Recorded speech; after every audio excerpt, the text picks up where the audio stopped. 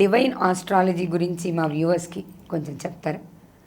మేము ఒక కొత్త పదాన్ని వాడాం కదా, డివైన్ ఆస్ట్రాలజీ, డివైన్ జ్యోతిష్యం అంటే తప్పకుండా శ్రీ మీడియా ప్రేక్షకులందరికీ కూడా ఆ యొక్క విశ్వంలో ఉన్న చైతన్య యొక్క శుభాశీస్సులు తెలియజేస్తూ, ఈ డివైన్ ఆస్ట్రాలజీ అనగా ఒక విశ్వంలో ఉన్న శక్తి చెప్పేటటువంటి ఆస్ట్రాలజీ. ఓకే. విశ్వంలో మనందరినీ కూడా ఒక శక్తి నడిపిస్తుంది.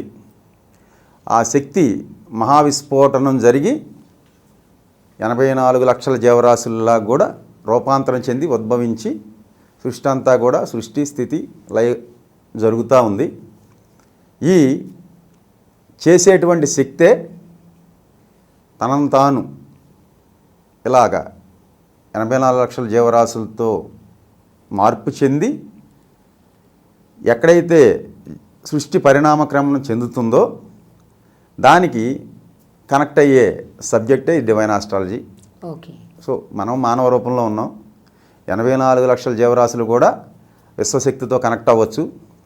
సో ఇప్పుడు మనం విశ్వశక్తితో కనెక్ట్ అయ్యి విశ్వశక్తి ఏమి సూచనలు చేస్తుంది అనేదే ఈ డివైన్ ఆస్ట్రాలజీ.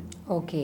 అంటే ఇప్పుడు మనం దానికి కనెక్ట్ అవుతాం, అక్కడ ఏవైతే చెప్తారో అవి మీరు ఇక్కడ ప్రజెంట్ చేస్తారు. శక్తి చెప్పేదే ఇక్కడ నేను చెప్పేది, కానీ ఇక్కడ నేను సొంత కవిత్వం నా కల్పితాలు ఏమీ లేవు. ఓకే. సో నిజానికి ఇప్పటిదాకా మనం అసలు ఇలాంటి జ్యోతిష్యాన్ని పెద్దగా ఎక్కడ చూసుండం కదండి. గురువుగారు ఇప్పుడు అలాంటి జ్యోతిష్యాన్ని చెప్పబోతున్నారు. దాంట్లో భాగంగా ముందుగా మనం రాశి ఫలితాలు చూద్దామండి. ధనుసు రాశి. ధనుర్రాశి. ధనుసు రాశి, రాశ్యాధిపతి లగ్నాధిపతి గురుడే. సో ధనుసు రాశిలో పుట్టిన వాళ్ళకి ఎలా ఉంటుంది? ధనుసు రాశిలో పుట్టిన వాళ్ళకి ఈ నెల అనుకూలంగా ఉంది. ఇప్పుడు మీరు ఏ రంగాలు అడగండి, చెప్తాం. మనం వ్యాపార రంగం చూద్దాం గురుగారు ఈసారి.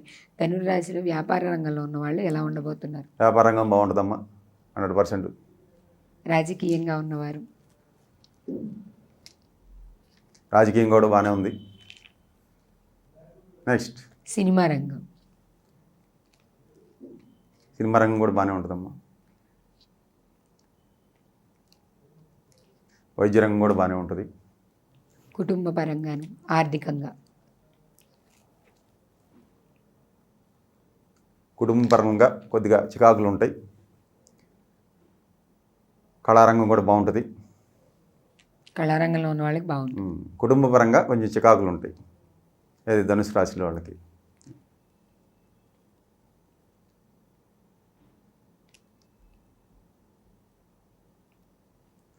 ధనుసు రాశి వారికి భగవంతుడు ఫిబ్రవరి నెలలో 10కి 9 మార్కులు వేసాడమ్మా. అంటే ఓవరాల్గా బాగుంది ధనుసు రాశి వారికి. అది ఏది పట్టుకున్నా ముందుకే వెళ్తారు. ఏ ఒక్కళ్ళో 10 మందిలో కొద్దిగా ఇబ్బంది పడతారు.